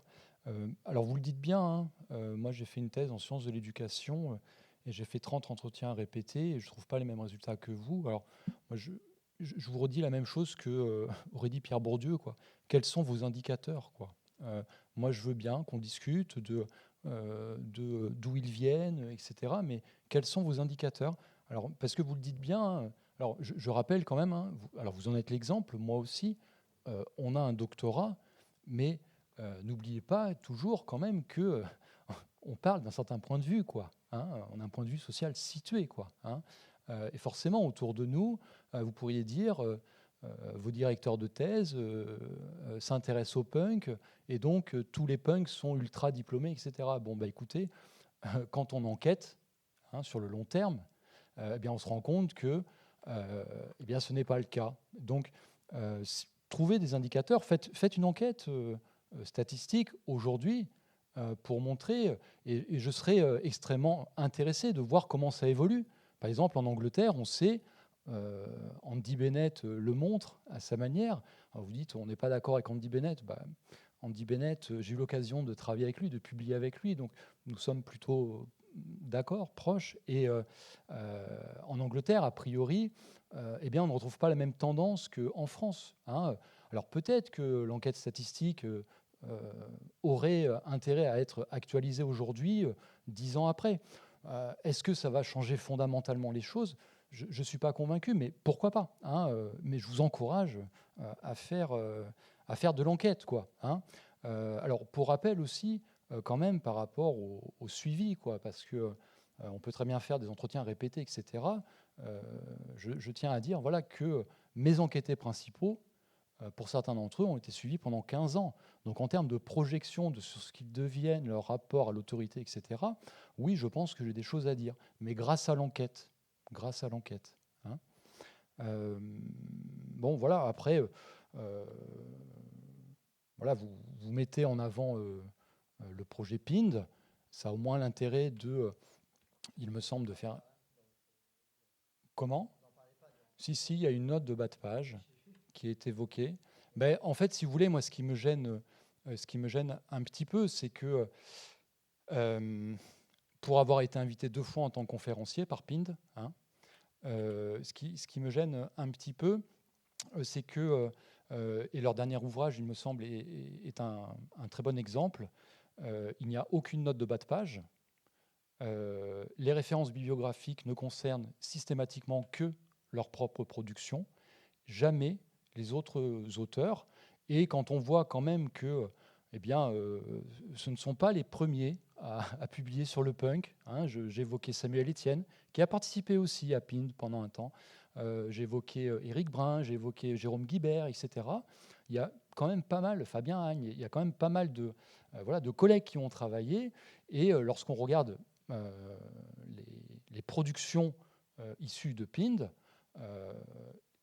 et au moins je parle du dernier ouvrage, force est de constater que, de leur point de vue, eh bien, ces autres travaux-là, puisqu'ils ne sont même pas cités, n'apportent rien. Donc voilà, c'est quand même, je trouve ça extrêmement dommage.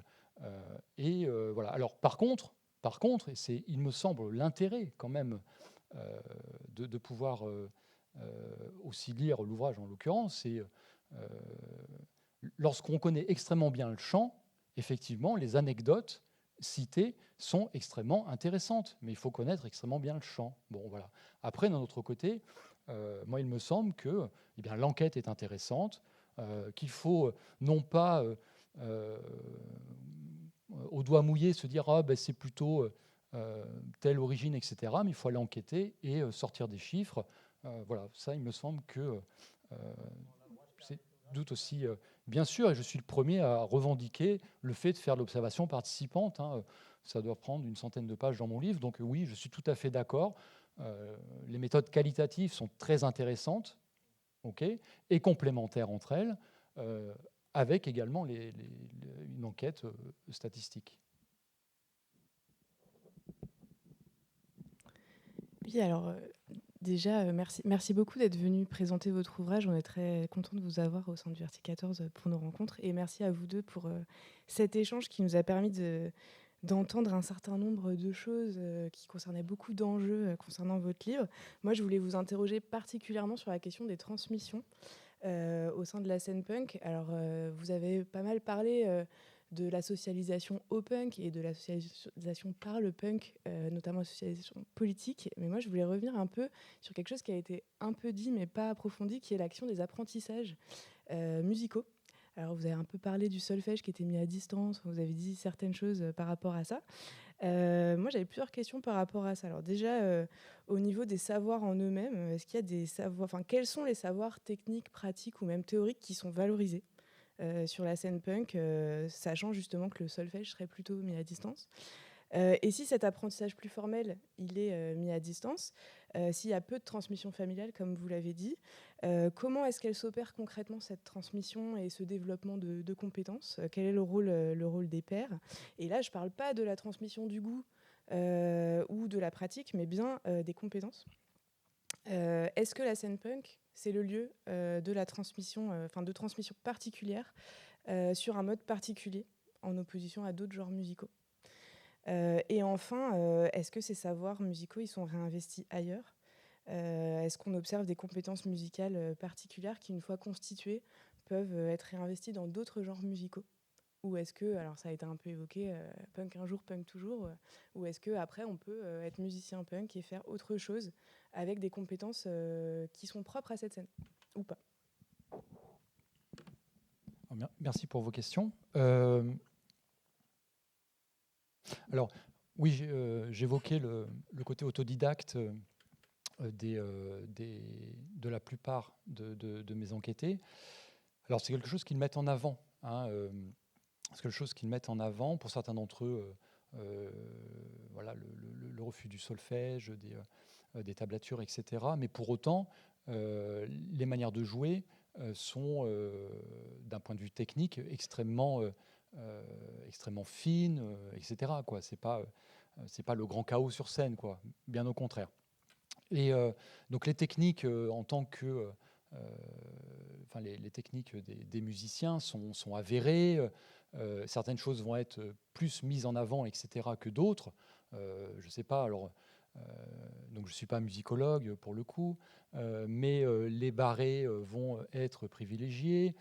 Pour les batteurs, par exemple, ce qui va être à l'opposé, par exemple, du jazz, où il faut avoir du toucher, etc., du feeling, certains d'entre eux ne vont pas hésiter, par exemple, à retourner les baguettes, par exemple, pour non plus battre avec l'olive, mais avec le bout de la baguette. Pour d'autres, pour mettre en scène aussi, en quelque sorte, leur rapport physique à l'instrument et à la batterie, ils vont jouer, par exemple, avec 2 baguettes dans chaque main, quoi. Voilà. Donc il y a des techniques, en quelque sorte, pour peut-être se différencier, se distinguer des autres styles musicaux, mais il va falloir jouer vite, il va falloir jouer avec force, mais sur la technicité en elle-même, pareil pour les bassistes, certains d'entre eux vont mettre en avant le fait de jouer avec en tapant les cordes, etc.,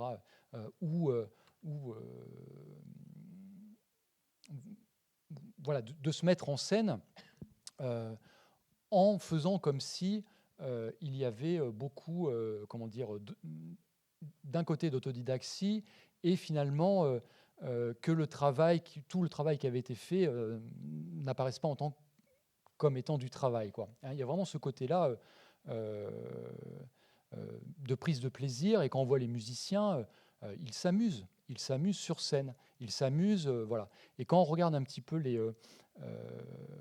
sur le moyen terme, comment les groupes vieillissent, on voit aussi que, eh bien, sur scène, ils prennent de plus en plus de place, d'aisance aussi, hein, alors même qu'au début, certains d'entre eux me racontaient comment ils étaient comme tétanisés, quoi, par la première scène, le premier concert. Et très vite, ils vont commencer à rentrer dans ces apprentissages de se mettre en scène, d'être capable de parler en public, etc., etc.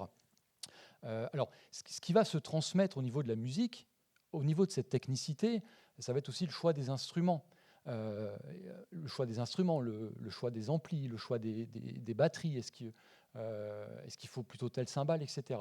Et ce que moi j'avais pu remarquer comme quelque chose étant un peu de caractéristique de cet espace-là, c'est le prêt du matériel, par exemple. Hein. Les groupes se prêtent le matériel entre eux. Et quel que soit le niveau des groupes, en fait. Hein, et ce qui est plutôt, il me semble, une caractéristique spécifique. Donc vous pouvez très bien jouer avec un groupe reconnu, hein, qui aurait fait des centaines et des centaines de dates, et pour autant, même si vous êtes un petit groupe sans nom, etc., ils n'hésiteront pas, par exemple, dans la plupart des cas, ça avait été au moins les expériences que j'avais pu faire, à vous prêter le matériel et aussi à vous faire voir comment vous pouvez régler, par exemple. Et lorsque vous êtes au tout début des apprentissages, hein, parce qu'on ne nous a jamais fait voir comment il fallait tourner les potards, comme ils disent, eh bien, on vous fait voir comment petit à petit vous pouvez retrouver votre grain, la manière de faire sonner votre instrument, bon, etc. Et donc ce parrainage des plus anciens va vous permettre petit à petit eh bien d'avoir, comme ils peuvent le dire, leur propre son, leur propre, ce qui va créer leur identité. Hein. Et petit à petit, eh bien, ils vont comme ça réussir à se socialiser musicalement, etc. Et aussi à largement s'améliorer aussi, hein, techniquement, parce que, eh bien, pour tous les groupes rencontrés, il y avait cette volonté de, comme ils disent, de jouer carré, hein, de bien jouer. Et ce bien jouer, comment est-ce qu'on fait ? Eh bien, il va falloir répéter. Il va falloir répéter aussi de manière assidue. Donc même si on a affaire à des jeunes qui se disent punk ou d'obédience punk, quoi qu'il arrive, ils vont mettre en place des plannings, ils vont mettre en place des manières de jouer, etc. Ils vont répéter, ils vont refaire les morceaux plusieurs fois pour que, justement, ils puissent jouer carré, donc bien jouer, ne pas faire de pain, comme ils disent, des erreurs musicales, et rentrer totalement dans une carrière de musicien pour celles et ceux qui aspirent. Alors après, transfert de compétences musicales, certains d'entre eux, alors une minorité bien sûr, hein, mais certains d'entre eux vont avoir des connaissances pour tout ce qui va être technicien de son. Hein. Il n'est pas rare que dans un groupe, un des musiciens soit capable de brancher toute une scène, etc. Donc on peut aussi imaginer que certains d'entre eux arrivent à sonoriser d'autres styles de musique. Hein. Ça, il me semble que c'est plutôt évident. Et pour les musiciens peut-être les plus aguerris, celles et ceux aussi qui... alors ce serait en quelque sorte la borne, la limite, quoi, hein, par rapport à l'indépendance. Est-ce qu'en devenant intermittent du spectacle, je suis toujours indépendant et dans le do-it-yourself ? Eh bien, pour certains, à cause ou grâce à l'intermittence, peu importe, ils vont transposer leurs compétences dans une scène punk ou hardcore, etc., vers d'autres styles musicaux, le métal, peut-être plus à la marge, etc., qui vont leur permettre, ou le rock'n'roll, qui vont leur permettre aussi, eh bien, de faire leur cachet parce qu'ils sont aussi dans d'autres groupes, quoi. Et ça, pour le coup, ça va être quand même celles et ceux qui ont, on va dire, les plus grandes compétences en termes de technicité, au niveau musical, hein, qui vont être capables aussi de ne pas juste jouer dans un petit groupe de punk, mais déjà dans un groupe qui fait des tournées, etc., et d'envisager par exemple l'intermittence et de basculer vers d'autres styles. Mais là, on parle vraiment d'une toute petite minorité par rapport aux musiciens que j'ai pu rencontrer, parce que pour la plupart d'entre eux, l'enjeu, il n'est pas là. L'enjeu, il n'est pas de vivre de la musique. L'enjeu, il est bien, d'être avec le groupe de pairs, d'avoir un discours plus ou moins politisé en fonction des sous-styles ou en fonction des groupes, et de poursuivre en quelque sorte son style de vie autour de la musique punk. Est-ce qu'on prend peut-être une dernière question? J'en ai une, si jamais. Vas-y, par contre. Ah, alors, on est... Hop. J'ai les nouveaux venus. Bonjour, je vais faire vite alors. Mais moi j'avais juste une question. J'ai pas encore lu votre livre, donc je suis désolée si c'est déjà précisé dedans. Mais vous en avez parlé un petit peu de comment vous avez, de l'échantillon, comment vous l'avez constitué pour votre étude quantitative. Et Lequel? Quantitative? Oui, quantitative. Je me demandais en fait comment vous avez défini cet échantillon-là, parce que moi, c'est un petit peu le paradoxe auquel je me heurte parfois, c'est comment on définit une personne punk, qu'est-ce que c'est être punk, et donc comment c'est possible de produire des données vraiment chiffrées. Donc c'est très intéressant ce que vous présentiez, mais je voulais en savoir un peu plus sur comment exactement vous avez délimité qui est punk, qui ne l'est pas. Est-ce que c'est de l'autodéfinition? Est-ce que toutes les personnes qui fréquentent des lieux punk sont punk ou se considèrent comme punk? Est-ce qu'elles sont considérées comme étant punk par d'autres? Enfin bon, voilà. Et je me demandais aussi... non, en fait, c'est surtout ça. Voilà. Vu qu'il n'y a pas beaucoup de temps. Alors sur le... Quentin, on rajoute Pardon. ta question ou... Ouais. Je fais 2 questions d'un coup, c'est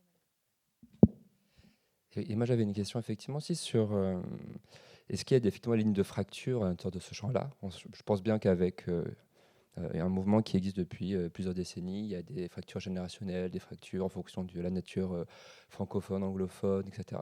Est-ce que vous pourrez venir un peu sur justement ces fractures-là, si elles existent ou pas? C'est quoi les points de tension? Parce que je suppose que comme d'autres secteurs, y compris comme le monde académique par exemple, il y a des enjeux de légitimité, des enjeux de visibilité, de reconnaissance qui se jouent toujours dans ces espaces. Et voilà, et c'est revenir un peu sur ces enjeux de fracture-là, par exemple. S'il y en a, évidemment. Eh bien, à toi. Alors sur l'enquête Quanti, comment ça a été fait? Donc c'était fait. Alors ça concernait que les publics, d'accord, les publics. Et mon idée c'était de faire varier, alors différentes variables, mais au moins d'abord les variables de lieu. Donc c'était café concert, salle subventionnée, festival et ensuite donc squat, peu importe comment on les appelle, squat artistique ou squat de punk, plus ou moins en accord avec les municipalités. Donc faire varier cette échelle de lieux. Puis dans cette échelle de lieux, en fonction des lieux, mon idée c'était de me dire, voilà, ce soir, admettons, il y a 100 personnes, c'est plutôt ce style-là qui est présent. Alors, peut-être que je peux commencer par là. J'ai systématiquement adopté une surreprésentation féminine dans mon échantillon. J'ai 80 femmes de mémoire sur les 636, alors qu'en fait, voilà. Alors pourquoi? Parce que lorsqu'on fait des tris croisés, qu'on fait des qui deux, pour que ce soit significatif, il faut qu'on ait suffisamment d'effectifs. Et donc, de manière volontaire, j'ai surreprésenté dans mon échantillon les femmes pour pouvoir m'intéresser aussi à cette fraction de la population. Bon, mais je ferme la parenthèse.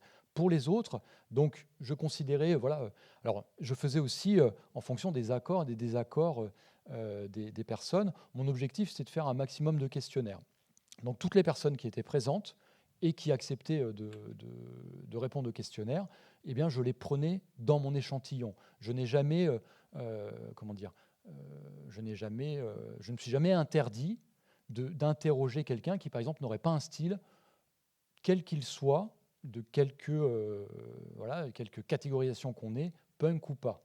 Okay, donc, si un jeune se présentait à moi qui était, je ne sais pas, avec plutôt un style, vous allez bientôt voir Karim Amou, c'est ça, il me semble, plutôt hip-hop, etc., rap, eh bien, s'il était volontaire pour, il rentrait, dans mon échantillon. Alors, c'était plutôt rare, en fait. C'était plutôt rare, parce que celles et ceux que moi je rencontrais avaient, pour une très, très grande majorité d'entre eux, certains styles. Alors certains étaient plutôt skin antifascistes, etc. Mais ils faisaient partie de l'espace de réception punk, au moins sur ce concert-là. Alors, et puis, donc je disais, j'essayais systématiquement quand même de faire passer des questionnaires auprès des femmes, puisque dans les concerts, je n'en trouvais pas beaucoup, donc j'essayais de faire un maximum, d'avoir un maximum de questionnaires pour elles. Et pour les autres, j'essayais, alors ça répond un petit peu en parallèle à la question de Quentin, j'essayais aussi de respecter grosso modo les tranches d'âge, quoi. Je me disais, sur ma centaine de personnes, est-ce que j'ai un public qui est plutôt âgé ou est-ce que j'ai un public qui est plutôt jeune? Et en fonction des grandes tendances, donc je prenais l'âge, le sexe, et donc les lieux qui variaient, j'essayais comme ça d'avoir, sur un concert, sur les 100 personnes présentes, d'avoir un petit échantillon représentatif de ces 100. D'accord ? Alors, j'essayais, dans la mesure où, si plus de personnes voulaient répondre, je n'allais pas m'interdire en quelque sorte de ces matériaux-là. Et donc, en faisant varier donc ces lieux, en faisant varier l'âge observé a priori, alors même si on peut se tromper, mais entre une personne qui a 18 ans et une personne qui a 30 ans, on peut quand même faire la différence, assez facilement, il me semble. Bon, pareil pour les styles, on peut essayer de voir un petit peu quels sont les différents styles, et voilà. Et puis, bien sûr, d'essayer de faire varier aussi les différents lieux d'enquête. J'ai pas voulu faire, par exemple, comme certains collègues le font là par rapport au Hellfest, par exemple, faire une enquête vraiment quanti sur un festival, parce que de mon point de vue, celles et ceux qui, par exemple, ne se rendent dans des concerts que dans un certain département, eh bien ceux-là, à mon avis, ils auraient sauté en quelque sorte de mon enquête. Donc je voulais essayer de voir un petit peu dans les différents lieux, dans les différents départements, les différentes régions, afin d'essayer d'être le plus représentatif par rapport aux lieux enquêtés. Alors, je ne sais pas si j'ai répondu à votre question. Ouais. Alors, est-ce qu'il y a des lignes de fracture? Ça revient à dire, est-ce qu'il y a des rapports de domination entre les uns et les autres? Oui, ça paraît évident, même si ces rapports de domination sont mis à distance, en fait. Ils ne sont jamais ouvertement annoncés, etc. Mais sur les programmations, ça a des effets quand même. Donc là, je parle plus spécifiquement des gros groupes, ceux soit qui sont dans l'intermittence ou qui souhaiteraient y être. Et encore une fois, il s'agit vraiment d'une minorité, soyons clairs. Pour les autres, on ne peut pas dire qu'il y ait de tensions vives, de concurrence, parce que, encore une fois, on revient sur cette idée de réseau et du do-it-yourself. Finalement, les groupes sont interchangeables, ils se pensent comme ça, de cette manière, et ce qui fait que, finalement, même pour celles et ceux qui auraient, par exemple, beaucoup d'expérience dans cet espace-là, c'est pas pour autant, par exemple, qu'ils refuseraient de jouer avant un petit groupe local qui jouerait, par exemple, en tête d'affiche. Vous voyez, il n'y a pas ce genre de rapport de concurrence, de domination, alors que dans d'autres espaces, ce serait clair et net, ce serait parce que je suis reconnu, moi je joue en tête d'affiche. Et voilà. Donc, dans cet espace punk, il n'y a pas ces enjeux-là, et j'ai envie de dire, il n'y a même pas besoin de négocier, en fait. Comme je le disais tout à l'heure par rapport à la technicité, même par rapport au matériel et certaines, alors jamais les guitares ou les basses, mais sur les amplificateurs, etc., il y a quand même du matériel qui coûte extrêmement cher. Il y a, enfin, au moins en ce qui nous concerne, par rapport aux différents groupes dans lesquels j'ai pu jouer, mais également les autres musiciens me le disaient très très bien, il n'y a jamais eu de musicien qui s'autoriserait à dire non, je ne te prête pas ça, par exemple. Où il faudrait vraiment que ce soit juste la guitare, ou ça, c'est voilà, c'est vraiment un bien individuel en quelque sorte. Mais les batteries, par exemple, voilà. Donc les zones de fracture, oui, rapport de domination, mais certes, de la coopération, c'est évident, et après vont se jouer quand même des principes de distinction entre les uns et les autres, et ça renvoie à la question de la technicité. Il y a aussi des groupes qui vont être capables de mieux se mettre en scène, d'être plus en accord avec le champ de réception aussi, par rapport à ce qui est attendu, en quelque sorte, avoir un discours politique, etc., mais voilà, en accord, encore une fois, avec le champ de réception. Voilà ce que je pourrais dire par rapport à ces zones de tension ou de fracture. Merci beaucoup, Pierrick. On va conclure là, même si là, je crois que ça ouvrait un champ de discussion, justement un champ de discussion sur la définition du chant, qui serait peut-il y avoir du chant sans rapport clair de domination. Si tout le monde coopère, est-ce que c'est encore un chant? Mais on va laisser ça pour plus tard. Et ben, merci à tous et à toutes d'être venus. Et à la prochaine séance qui est le 7 février. Et nous entendrons donc Marie Sonnette et Karim Amou pour leur livre paru aux éditions du Sciences Po et ministère de la Culture sur 50 ans de... Non, combien? C'est pas du... 40 ans, j'ai mis 50 d'un coup. 40 ans de musique rap. Voilà, j'arrête.